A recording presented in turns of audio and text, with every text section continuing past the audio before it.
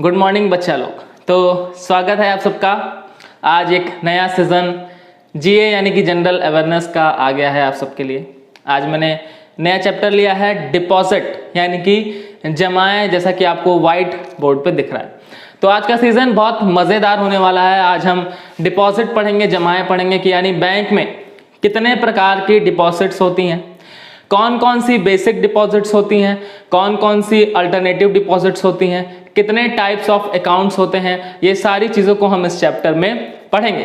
तो ये सीज़न बहुत मज़ेदार होने वाला है, बहुत सारी नॉलेज वाला ये वीडियो होने वाला है। आप सबको एकदम शांत मग्न होके ध्यान से बस समझ के चलना है, ठीक है। चलिए तो हम सीधे चलते हैं अपने टॉपिक की तरफ और मैं समझाऊं कि डिपॉजिट्स क्या होता है। आप सब लोग बैंक में अपना पैसा जमा करते हैं, इसी को हम डिपॉजिट्स कहते हैं। सिंपल सा बात है ये। अब इसमें बात आती है कि डिपॉजिट्स कितने प्रकार की होती है, ठीक है। ये क्वेश्चन बनता है कि how many types of the deposit, deposit कितने प्रकार की होती है। तो इसका आंसर है कि डिपॉजिट जो है वो 2 प्रकार की होती है, ठीक। अब 2 प्रकार की डिपॉजिट्स कौन कौन सी होती हैं? मेनली 2 प्रकार की होती है और फिर उसमें हम अकाउंट्स की चर्चा करते हैं। तो देखते हैं कि वो कौन कौन से डिपॉजिट्स होते हैं। देखो 2 टाइप्स होते हैं। एक तो होते हैं डिमांड डिपॉजिट्स, डिमांड डिपॉजिट्स, ठीक। डिमांड डिपॉजिट्स को हम अगर हिंदी में कहना चाहें तो हम इसको कहेंगे मांग जमा, ठीक। इसको हम कहेंगे मांग जमा। और जो हमारा दूसरा डिपॉजिट्स होता है उसको हम बोलते हैं टाइम डिपॉजिट। उसको हम क्या बोलते हैं? Time deposit. इसको हम हिंदी में समय जमा बोलते हैं, ठीक। इसको हम हिंदी में समय जमा बोलते हैं। और टाइम डिपॉजिट को आप टर्म डिपॉजिट भी बोल सकते हैं। मैं ब्रैकेट में लिख दे रहा हूं कि टाइम डिपॉजिट को टर्म डिपॉजिट भी प्रोनाउंस किया जाता है, कोई दिक्कत नहीं है। टर्म डिपॉजिट भी सही प्रोनाउंसिएशन है, तो चाहे टाइम डिपॉजिट कहिए चाहे टर्म डिपॉजिट कहिए। अब ये 2 प्रकार के डिपॉजिट्स होते हैं। तो फ्यूचर में कभी भी प्रश्न आए कि डिपॉजिट्स, मेनली बैंकों के डिपॉजिट्स कितने प्रकार के होते हैं, तो आंसर आप करेंगे 2 प्रकार के। एक तो डिमांड और दूसरा टाइम। अब ये क्या होता है ये समझिए। देखो जैसा कि नाम से क्लियर है, डिमांड डिपॉजिट यानी कि मांग जमा, ऐसी जमा जो हमारी मांग पर त्वरित देय होती है, यानी हमें तुरंत दे दी जाती है। Promptly payable on our demand, that is called demand deposit. अब इसका क्या मतलब हुआ? अब इसको एग्जांपल से समझो। आप सबका अकाउंट है, किसी का SBI में होगा, किसी का PNB में होगा, किसी का HDFC में होगा, सबका अकाउंट है। अब सपोज करो कि अभी आपके अकाउंट में 10,000 रुपये है और आपको अभी का अभी पैसा चाहिए बैंक से। तो आप सबको मालूम है कि आप अभी के अभी बैंक से पैसा ले सकते हैं। कैसे? अगर बैंक की ब्रांच खुली है तो ब्रांच पे जाके लीजिए। खैर अब जमाना मॉडर्न हो चुका है तो ब्रांच पे जाने की जरूरत नहीं है, आप सीधे ATM उठाएंगे और ATM कार्ड उठाएंगे और ATM पे जाके पैसा निकालें। तो यानी जब आपको रात को 12 बजे चाहिए, रात को 2 बजे चाहिए, सुबह के 10 बजे चाहिए, यानी एनी टाइम, ठीक है, एनी टाइम आपको अगर अपना पैसा चाहिए तो आपको बैंक प्रोवाइड करा देगा। इसको हम कहते हैं डिमांड डिपॉजिट, यानी हमने मांगा और उनको देना पड़ेगा, ठीक। इसको हमने कहा डिमांड डिपॉजिट। अब टाइम डिपॉजिट क्या होता है? टाइम डिपॉजिट एक ऐसी जमा होती है जिसमें जब आप अपने पैसों को बैंक को दे देते हो तो आपके और बैंक के बीच एक अंडरस्टैंडिंग हो जाती है कि भैया देखो इतने टाइम के लिए पैसा आपने जमा किया है, एक पूरा मेमोरेंडम ऑफ एसोसिएशन साइन कर लो आप, इसके बाद ही हम आपको पैसे देंगे, उससे पहले पैसा वैसा हम देंगे नहीं। उससे पहले पैसा निकालिएगा तो फाइन काट लेंगे। तो ये सीधी सी बात होती है। इसको हम बोलते हैं टाइम डिपॉजिट, जिसमें एक निश्चित समय जो है वो निर्धारित हो जाता है। अब देखो डिमांड डिपॉजिट में 2 प्रकार के अकाउंट आते हैं। ये भी बहुत इंपॉर्टेंट प्रश्न है कि डिमांड डिपॉजिट में कितने प्रकार के अकाउंट होते हैं, तो 2। कौन कौन? देखो एक तो पहला सेविंग अकाउंट, बचत खाता। हिंदी वाले बचत खाता पढ़ें, इंग्लिश वाले सेविंग अकाउंट पढ़ें, दोनों वाले दोनों में पढ़ें, कोई दिक्कत नहीं है। और दूसरा होता है चालू खाता। चालू खाता यानी कि करंट अकाउंट, इसको हम बोलते हैं डिमांड डिपॉजिट। अगर ये 2 खाता आपने खोल रखा है तो आपको एनी टाइम एनी डे जब भी बैंक से पैसा चाहिए आप जाके पैसा ले सकते हो, that is called demand deposit, ठीक। अब चलते हैं टाइम डिपॉजिट। देखो टाइम डिपॉजिट में 2 प्रकार के इसमें भी अकाउंट्स होते हैं। मेनली बेसिक्स जो अकाउंट्स होते हैं, होते तो बहुत सारे हैं, ठीक है, दुनिया में बहुत सारी चीज़ें हैं, बैंक्स में भी बहुत सारी चीज़ें हैं, पर मैं हमेशा कहता हूँ कि मैं फालतू चीज़ें पढ़ाने वालों में से नहीं हूँ। मैं एग्जैक्ट टॉपिक पढ़ाता हूँ, जो आपके एग्जाम में आना है, जो आपसे इंटरव्यू में क्रॉस क्वेश्चन किया जाएगा, जो आपसे पूछा जाएगा, वही आपको जानना है, वही आपके लिए बेहतर है, वही पढ़ाया जाता है, ठीक है। तो टाइम डिपॉजिट में दो प्रकार के अकाउंट आते हैं, एक तो सावधि जमा, ज्यादा हिंदी हो गया भाई, शुद्ध हिंदी हो गया, कुछ लोग को बहुत समस्या हो रही होगी, सर सावधि जमा क्या होता है, देखो अभी समझते हैं। सावधि जमा इट मीन्स एफडी, एफडी यानी कि फिक्स्ड डिपॉजिट, अब समझ गए होगे, नाम सुना होगा, फिक्स्ड डिपॉजिट, ठीक है। एफडी को हम हिंदी में सावधि जमा कहते हैं। और दूसरा क्या होता है, दूसरा होता है आवर्ती जमा, दूसरा होता है आवर्ती जमा यानी कि आरडी, जिसको हम रेकरिंग डिपॉजिट्स कहते हैं, ठीक है, इसको हम रेकरिंग डिपॉजिट्स कहते हैं। तो ये चार तरीके के आपके मेन बेसिक्स अकाउंट हुए, saving account, current account, FD और आरडी, यही चार जो हैं, इन्हीं से बैंक अपना बिजनेस करता है और बेसिक्स अकाउंट बैंक के यही होते हैं, ठीक है। इतनी चीज़ें समझ में आ गई, जिसको नोट करना है वो नोट डाउन कर सकता है, ये फिगर बना के नोट कर लो, बहुत इंपॉर्टेंट फिगर है, यहाँ से सवालात आपके एग्जाम में बनते हैं। अब हम समझेंगे कि सेविंग अकाउंट क्या होता है। डिमांड डिपॉजिट मैंने बता दिया, जो डिमांड पे आपको पैसा दे दिया जाए वो हो गया डिमांड, जो एक निश्चित टाइम के बाद, डेफिनेट टाइम के बाद आपको पैसा दिया जा रहा है वो क्या हो गया, टाइम डिपॉजिट, ठीक। अब हम समझेंगे कि सेविंग अकाउंट क्या होता है और करंट अकाउंट क्या होता है। देखो, सेविंग अकाउंट कौन खोलता है, सेविंग अकाउंट मैं खोल सकता हूं, सेविंग अकाउंट आप खोल सकते हैं, आपको इस धरती पर जितने लोग दिख रहे हैं सभी लोग सेविंग अकाउंट को खोल सकते हैं, ठीक है, एक्सेप्ट माइनर अकाउंट्स को मैं छोड़ दे रहा हूँ, माइनर्स पीपल्स को मैं छोड़ दे रहा हूँ, 18 वर्ष से कम बच्चों की बात मैं नहीं कर रहा हूँ, उनका क्या कंडीशन है, वो कैसे अकाउंट्स खोल सकते हैं वो मैं आगे बताऊंगा माइनर अकाउंट्स में। अभी इतना समझिए कि जितने लोग को आप जानते हैं, अपने मम्मी पापा, चाचा चाची, मौसा मौसी, फुफ्फा फुफ्फी, बुआ बुई, जिसको भी आप जानते हैं सभी लोग सेविंग अकाउंट्स खोल सकते हैं। बोलो सही कि गलत, एकदम सही। तो कह सकते हो कि सेविंग अकाउंट्स कौन खोलता है, जब किसी पर्सन्स के द्वारा बचत करने के पर्पज से कोई अकाउंट खोला जाए, that is called saving account. यानी आप महीने में 10,000 कमाते हैं, 5,000 रुपये आप खर्चा कर दे रहे हैं, 5,000 रुपये बच रहा है, अब घर में रखेंगे तो 5,000 एक साल बाद 5,000 रहेगा, पर अगर आप बैंक के पास जमा कर देंगे तो 5,000 पे 3-4-5% जो भी बैंक का इंटरेस्ट है वो आपको मिलेगा, और इंटरेस्ट के साथ आपको अपना पैसा मिलेगा, और जो पैसा बैंक के पास सेफ रहेगा वो रहेगा ही। तो सेविंग अकाउंट सिंपली वो पर्सन खोलते हैं जिन्हें सेविंग्स करनी होती, यानी किसी व्यक्ति के द्वारा, देखो मैं डेफिनेशन बोल रहा हूँ, हर चीजें मैं लिखूंगा नहीं, अगर लिखा आ रहा है तो देख के लिख लो, अदरवाइज मैं बोल रहा हूँ उसको सुन के लिखो। जब किसी इंसान के द्वारा बचत करने के उद्देश्य से खाता खोला जाता है, अकाउंट खोला जाता है, तो इसे हम सेविंग अकाउंट कहते हैं। समझ में आ गया, कोई दिक्कत परेशानी नहीं होनी चाहिए, इसको हम सेविंग अकाउंट कहते हैं। सेविंग अकाउंट कोई भी खोल सकता है।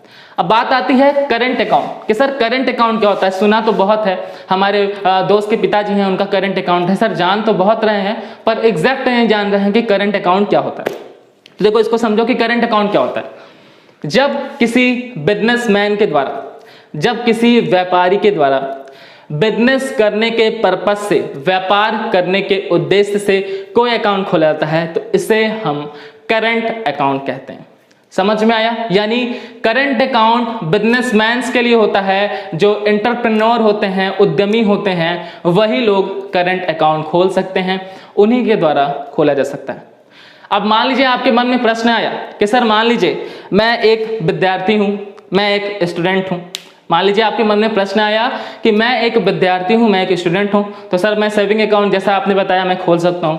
मैं बोलूंगा हाँ जी बिल्कुल आप सेविंग अकाउंट खोल सकते हैं। फिर आपने कहा कि सर मेरी चौराहे पे एक मार्कर की दुकान है, मैं वहां पे खड़े होकर मार्कर बेचता हूं, तो सर मैं व्यापारी भी हो गया, तो सर इसका मतलब मैं करंट अकाउंट भी खोल सकता हूं। तो आंसर क्या होगा, क्या वो बच्चा जो चौराहे पे 10 रुपए वाले मार्कर बेच रहा है ठेला पर, क्या वो करंट अकाउंट खोल सकता है? तो इसका आंसर होगा नहीं, वो नहीं खोल सकता।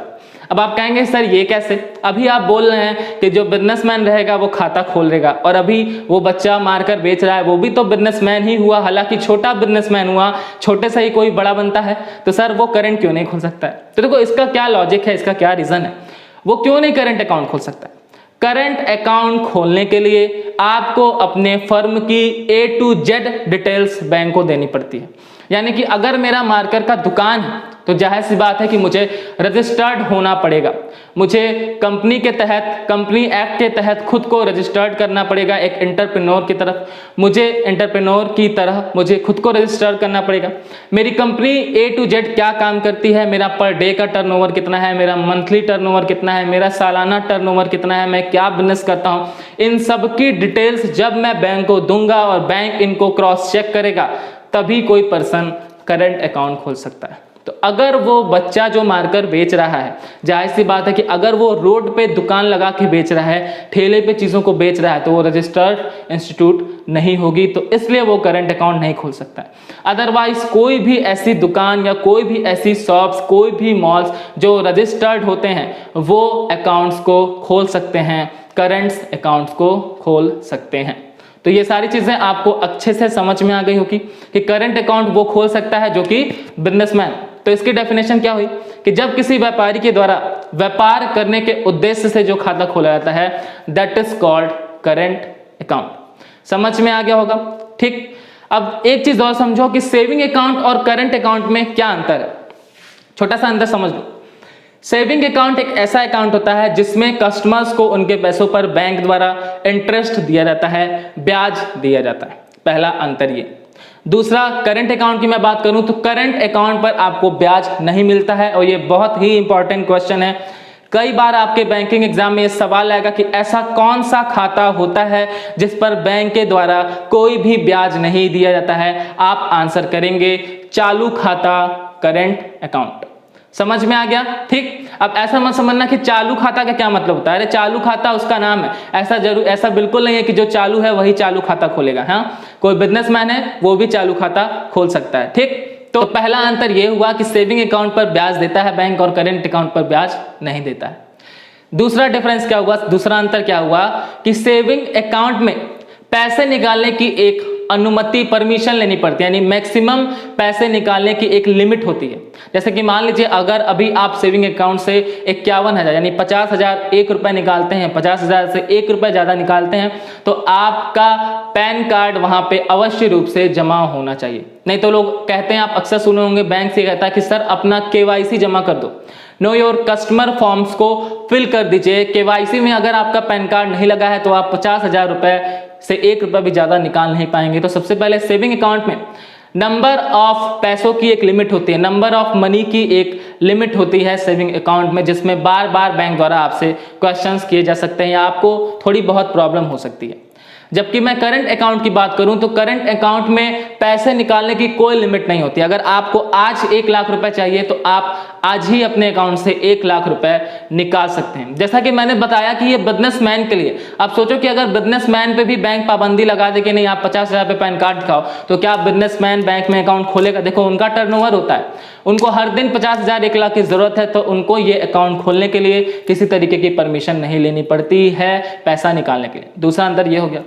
तीसरा अंतर यह हो गया कि सेविंग अकाउंट में जब आप ATM से पैसे निकालते हैं तो 1 महीने में नंबर ऑफ ट्रांजैक्शंस की लिमिट होती है। आप 1 महीने में, कोई बैंक 4 रखता है, किसी बैंक में 5 होता है, किसी में एटलीस्ट 6 भी हो सकता है, डिपेंड्स ऑन बैंक। तो जब आप उस ट्रांजैक्शन को कंप्लीट कर लेते हैं, यानी 1 महीने में आपको 4 बार ही अपने उसी बैंक से पैसा निकालना था, उसके बाद जब आप 5वीं बार पैसा निकालते हैं तो आपका 20 से 25 रुपए चार्ज होता है। वो भी बैंक के ऊपर डिपेंड करता है कि वो कितना चार्ज ले रहा है, ठीक। इतनी चीजें दिमाग में गई।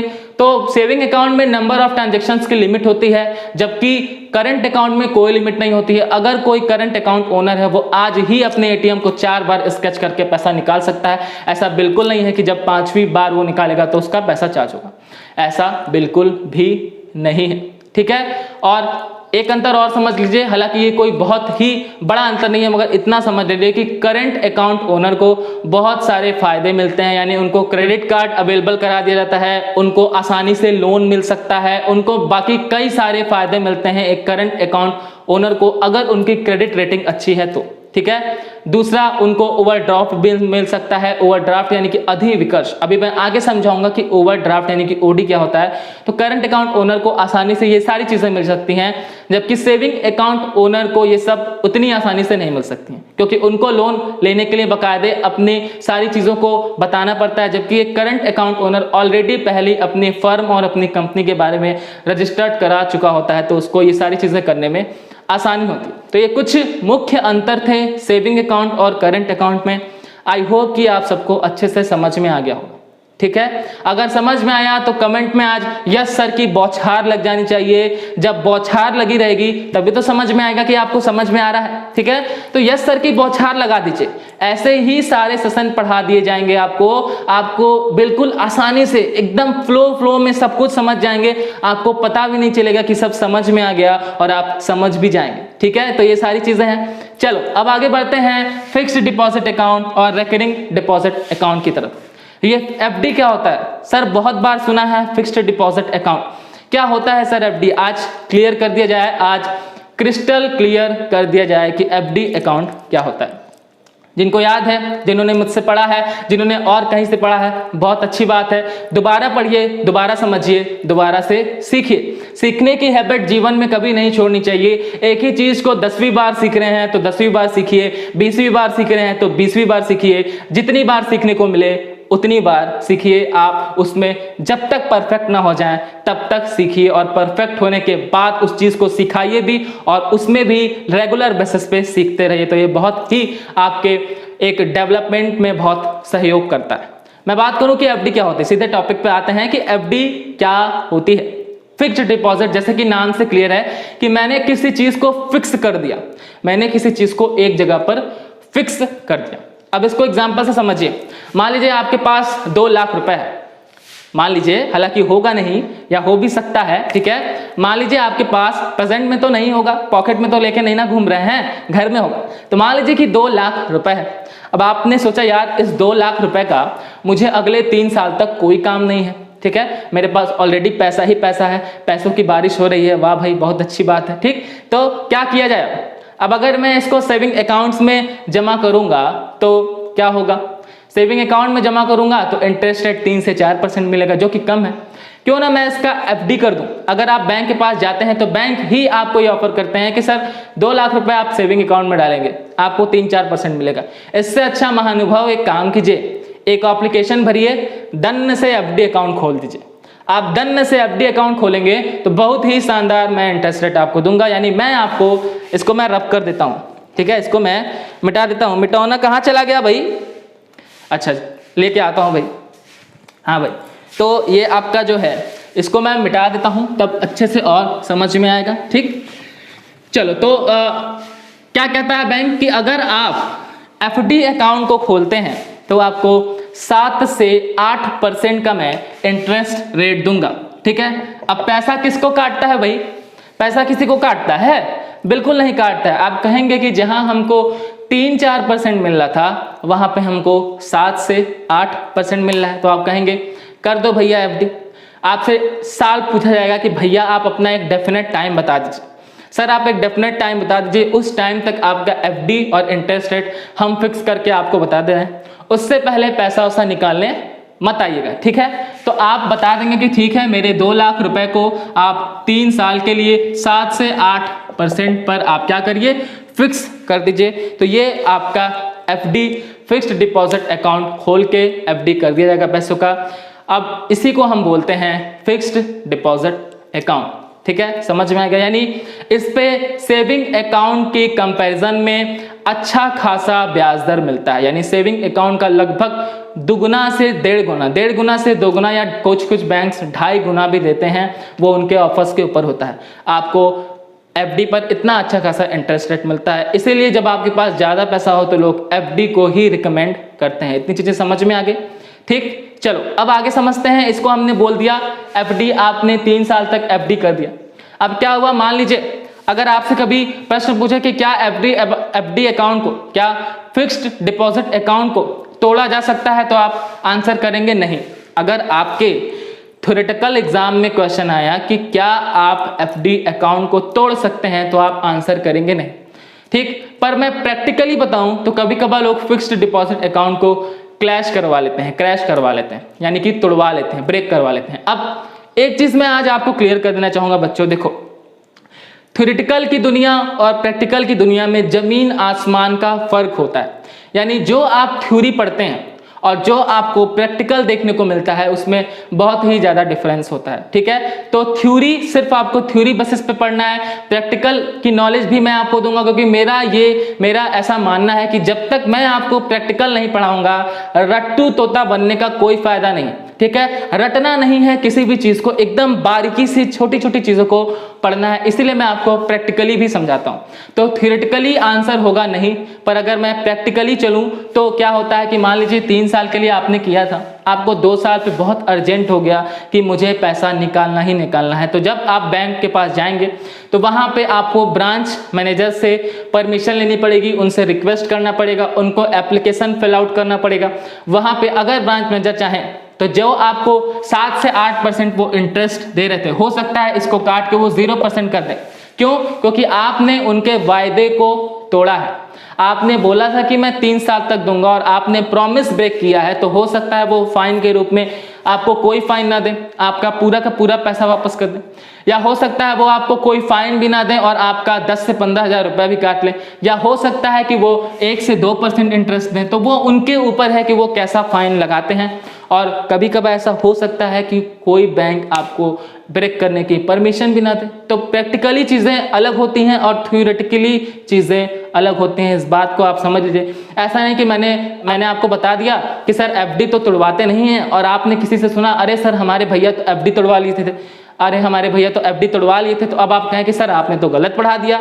तो इसीलिए मैं चीज़ें क्लियर करते चल रहा हूँ कि थ्योरेटिकली एफडी को नहीं तोड़ा जाता है, प्रैक्टिकली वो उनके ऊपर है कि वो बैंक्स क्या करते हैं।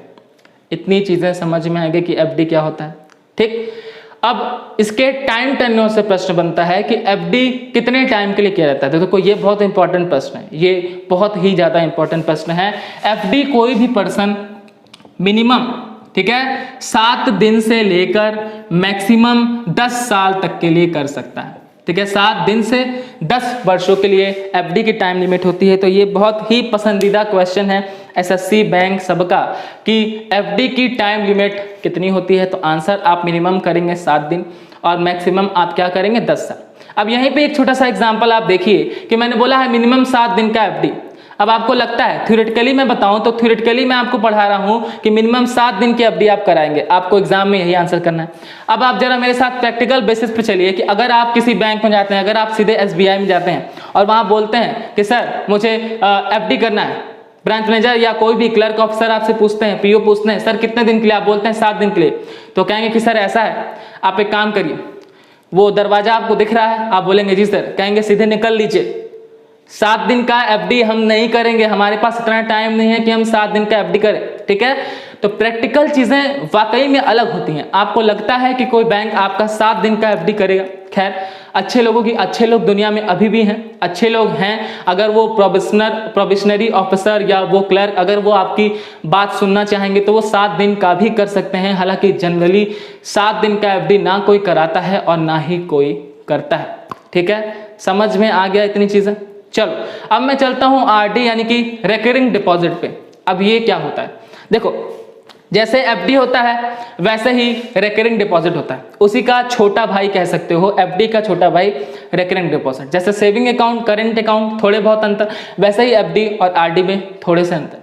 अब आरडी क्या होता है और एफडी क्या होता है, देखो एफडी में क्या होता है कि तुम इकट्ठे एक साथ एक मुश्त राशि को जमा कर देते हो, एक साथ पूरी राशि को जमा कराते हो। आरडी में क्या होता है, आरडी में क्या होता है कि आपको per month, per year, quarterly, half yearly इन सब का परमिशन दिया जाता है। यानी कि प्रति महीने, प्रति 6 महीने, प्रति वर्ष आपको पैसा जमा करने की परमिशन मिल सकती है। ये किसके लिए होता है, देखो ये ऐसे पर्सन्स के लिए होता है जिनकी जो इनकम है वो प्रति वर्ष या प्रति महीने होती है। यानी मान के चलिए एक छोटे से एग्जाम्पल समझिए, एग्जाम्पल दूंगा तो आप ज़्यादा अच्छे से समझेंगे। मान लीजिए कि मैं 20,000 रुपये कमाता हूँ, ठीक है, मान लीजिए मैं 20,000, थोड़ी देर के लिए मान लीजिए कि मैं 20,000 रुपये कमाता हूँ, ठीक। अब क्या हुआ कि मैं जो हूँ 16,000 रुपये खर्चा कर देता हूँ, मेरे पास 4,000 रुपये बच रहे हैं, तो मैं सोच रहा हूँ यार मेरे खाते में सेविंग अकाउंट में पड़ा है, क्या मतलब है 4,000 हर महीना बच जा रहा है, चलो क्यों ना हम और कोई अकाउंट खोलते हैं। जब आप बैंक के पास जाएंगे तो बैंक एम्प्लॉय आपको बताएगा कि सर आप एक काम करिए, आप 4,000 रुपये का RD कर लीजिए। यानी इसमें क्या होगा कि आपके हर महीने आपके अकाउंट से 4,000 रुपये अपने आप हमारे सिस्टम के थ्रू काट लिए जाएंगे और उस पर सेविंग अकाउंट से ज़्यादा आपको इंटरेस्ट रेट दिया जाएगा। ठीक है, तो इसको हम बोलते हैं रिकरिंग डिपॉजिट। यानी ऐसे पर्सन जो प्रति महीने कमाते हैं और उनको प्रति महीने इन्वेस्टमेंट करनी होती है, वो रिकरिंग डिपॉजिट यानी कि RD अकाउंट खोल सकते हैं। ठीक है, तो इतनी चीज़ें आपको समझ में आ गई FD और RD में क्या अंतर होता है। अब मैं ये चीज़ बता दूं कि RD में सेविंग अकाउंट से अच्छा इंटरेस्ट मिलता है, परंतु FD से थोड़ा % कम इंटरेस्ट मिलता है। यानी कि मान लो अगर FD पे कोई बैंक 8% का इंटरेस्ट दे रहा है, तो हो सकता है कि वो आपको RD पे 7% का इंटरेस्ट दे, 7.25 का इंटरेस्ट दे, या मतलब थोड़ा सा ही अंतर होता है FD और RD में, पर इंटरेस्ट रेट RD का FD से कम होता है। तो इतनी चीज़ें आपको समझ में आ गई होंगी। अब यहाँ RD से एक इम्पॉर्टेंट प्रश्न बनता है उसके टेन्योर से, उनके टाइम टेन्योर से, कि RD का टाइम टेन्योर कितना होता है। तो आपकी जानकारी के लिए मैं बता दूं कि अगर आपको RD अकाउंट खोलना है तो आपकी मिनिमम लिमिट जो होती है, जो मिनिमम टाइम पीरियड होती है वो 6 मंथ्स होती है। ठीक है, और जो मैक्सिमम टाइम पीरियड होती है वो 10 ईयर होती है। यानी अगर आपको RD खोलना है तो कम से कम आपको 6 महीने तक तो पैसे इन्वेस्ट करने ही पड़ेंगे, तभी आप RD खोल सकते हैं, उससे कम का नहीं। तो ये 4 इंपॉर्टेंट चीज़ें मैंने आपको पढ़ा दिया, saving account, current account, fixed deposit account और recurring deposit account. I hope कि आपको बहुत ही अच्छे से चीज़ों को समझ में आ गया होगा, क्योंकि मैं बिल्कुल क्रिस्टल क्लियर करके चीज़ों को लेके चल रहा हूँ कि आपको थोड़ी सी भी प्रॉब्लम ना हो, आप थ्योरी बेसिस भी समझ लें और आप प्रैक्टिकल बेसिस पर भी समझ लें। इतनी चीज़ें आपको समझ में आ गई होगी। चलो अब हम चलते हैं अपने टाइप्स ऑफ अकाउंट पर। ठीक है, ये तो आपके मेन बेसिस अकाउंट के जो सब लोग जान रहे थे, यानी आप भी जान रहे थे, मैं भी जान रहा था, हर कोई जान रहा था कि ये 4 अकाउंट होते हैं। जिन्होंने बैंक में काम नहीं किया या जिन्होंने बैंकिंग की पढ़ाई नहीं की है, वो सभी लोग ये अकाउंट्स के बारे में जान रहे थे। अब जो मैं पढ़ाऊँगा वो आपको एग्ज़ाम पॉइंट ऑफ व्यू से पढ़ना है और वहाँ से बहुत सारे प्रश्न बनते हैं। ठीक है, तो सीधे हम चलेंगे अब टाइप्स ऑफ अकाउंट पर। उस पे चलने से पहले एक छोटी सी चीज़ मैं आपको और बता देता हूँ, वो क्या, ये होता है NDTL। थोड़ा सा NDTL का जिक्र कर लिया जाए कि NDTL क्या होता है। देखो दोस्तों, साथियों, मेरे प्यारे मित्रों, NDTL का फुल फॉर्म बहुत इम्पॉर्टेंट है। NDTL का फुल फॉर्म बहुत इम्पॉर्टेंट है। मैं इसका फुल फॉर्म वाइट बोर्ड पे लिख रहा हूँ, इसको देखो और पढ़ो। इसका फुल फॉर्म होता है net demand and time liabilities. Net demand and time liabilities, इसका जो फुल फॉर्म है उसको कॉपी में लिख लो, दिमाग में लिख लो, जैसे याद करना है वैसे याद कर लो, पल याद कर लो, क्योंकि एग्ज़ाम में आएगा। और अगर गलत करके आए तो सीधे डंडे से पिटाई होगी। ठीक है, क्योंकि इतने अच्छे से मैं समझा रहा हूँ तो मेरी मेहनत बेकार नहीं जानी चाहिए। ठीक है, मेरी मेहनत बेकार नहीं जानी चाहिए, अच्छे से समझ में आनी चाहिए। तो इसका फुल फॉर्म याद कर लो, net demand and time liabilities. अब ये क्या होता है, इसको समझो, ये क्या होता है। देखो क्या होता है कि हम लोग बैंक में पैसे जमा करने जाते हैं। ठीक है, हम लोग बैंक में पैसे जमा करने जाते हैं। क्या होता है कि सपोज करो कि हम लोग किसी दिन, हमको पैसा जमा करना था 12 बजे और हमको लेट हो गया। देखो मैं एग्जांपल समझा के एकदम आपको फील करा के चीज़ों को बताऊंगा, तो फील करा के समझो। आपको 12 बजे पैसा जमा करने जाना था, आप इतने आलसी हैं कि आप 12 बजे सो गए। अब आलसी तो आप हैं ही, आलसियों की इस दुनिया में कमी नहीं है। 12 से 4 आप सो गए। अब जब मम्मी जी झाड़ू और चप्पल लेके आपका स्वागत की, दे दनादन, तब आपको याद आया कि हमको पैसा जमा करना था। अब आप दौड़े भागे पहुँचे बैंक में और बज रहा था 4, और आपको गेट पे से ही सिक्योरिटी गार्ड ने कहा कि भैया कल सुबह आइएगा 10 बजे, नहीं तो अभी आपका अच्छे से स्वागत हो जाएगा। ठीक, तो आपको पता चला कि भैया 4 बजे बैंक बंद हो गया। आप मुंह लटका के गए घर पे। जो अलग आपकी सुताई हुई वो उसकी बात मैं नहीं करूँगा, वो आपकी पर्सनल प्रॉब्लम है। आगे मैं बताता हूँ कि आपको लगा 4 बजे बैंक बंद हो जाता है, आप सबको ये मालूम है, पर एक्चुअल में देखो क्या होता है। 4 बजे बैंक बंद होने का मतलब ये बिल्कुल नहीं है कि बैंक के एम्प्लॉयज़ यानी कि ब्रांच मैनेजर, प्रोबेशनरी ऑफिसर या फिर क्लर्क अपने अपने घर को चले गए। नहीं, वहाँ पे वर्कलोड के हिसाब से वो लोग 6 से 7 बजे तक रुकते हैं। और कभी कभार जब किसी बैंक कर्मी से कभी आप मिलिएगा तो उनसे उनका दुख दर्द पूछिएगा, कभी कभार उनको 7 से 8 से 9 बजे तक रुकना पड़ता है जब वर्कलोड ज़्यादा बढ़ जाता है। ठीक, तो अब वहाँ रुक के वो क्या करते हैं? क्या वो एक दूसरे के साथ अंताक्षरी खेलते हैं जैसे कि आप खेल रहे हैं इस समय लॉकडाउन में? क्या वो लूडो खेलते हैं जैसे कि आप लूडो खेल रहे हैं लॉकडाउन में? ऐसा बिल्कुल नहीं है। ना वो अंताक्षरी खेलते हैं ना वो लूडो खेलते हैं। वो क्या करते हैं? वो ऑन पेपर रेगुलर वर्क करते रहते हैं। अब वो क्या वर्क करते रहते हैं तो आपको बता दिया जाए कि वो क्या वर्क करते हैं। देखो, एक दिन में कस्टमर्स के द्वारा, एक दिन में, ध्यान से सुनना बात को, एक दिन में कस्टमर्स के द्वारा,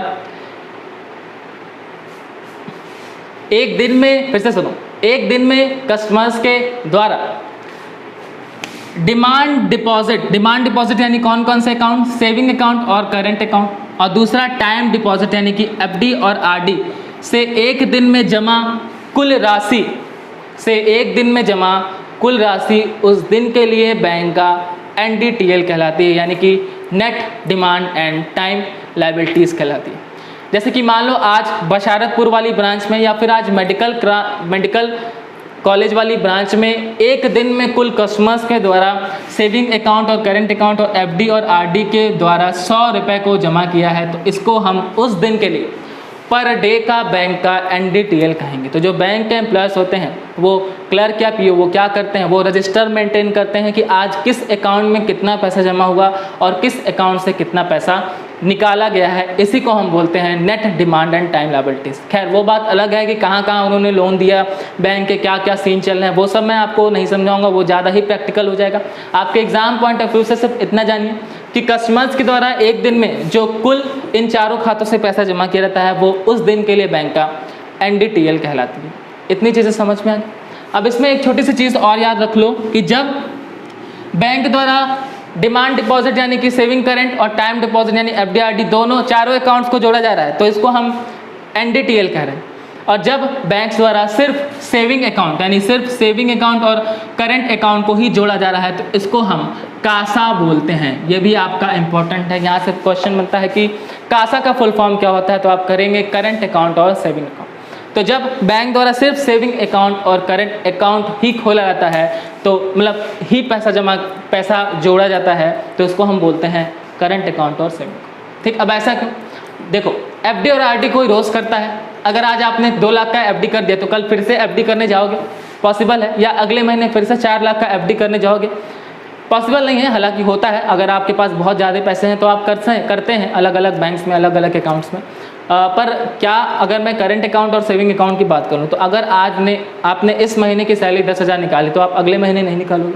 बिल्कुल निकालोगे। तो सेविंग अकाउंट और करंट अकाउंट का यूज़ लगभग हमारे और आपके द्वारा डेली बेसिस पे किया जाता है। तो कभी कभार ऐसा दिन आता है कि किसी ब्रांच में ना ही कोई एफडी हुई ना ही कोई आरडी हुई, सिर्फ सेविंग अकाउंट और करंट अकाउंट में ही पैसा जमा किया जा रहा है और विड्रॉल किया जा रहा है, तो उस दिन सिर्फ उन्हीं पैसों को जोड़ा जाता है और उस दिन को हम कासा प्रोनाउंस करते हैं। इतनी चीज़ें समझ में आ गई होगी। ठीक है, चलो अब मैं चलता हूँ, आगे बढ़ता हूँ नेक्स्ट टाइप्स ऑफ अकाउंट पर। ठीक है, अब हम चलेंगे अपने टॉपिक टाइप्स ऑफ अकाउंट पर कि कितने टाइप्स ऑफ अकाउंट होते हैं। आपका नेक्स्ट हेडिंग है टाइप्स ऑफ अकाउंट। ठीक, टाइप्स ऑफ अकाउंट। चलो, इसमें जो पहला अकाउंट है वो हम कौन सा अकाउंट पढ़ेंगे? जो इसमें पहला अकाउंट है वो हम पढ़ेंगे डोरमेंट अकाउंट। वो हम पढ़ेंगे डोरमेंट अकाउंट। डोरमेंट अकाउंट, ठीक, डोरमेंट खाता, इसको हिंदी में डोरमेंट खाता बोलेंगे और इंग्लिश में डोरमेंट अकाउंट बोलेंगे। अब ये क्या होता है? चलो तो एग्जांपल से समझना कि ये क्या होता है।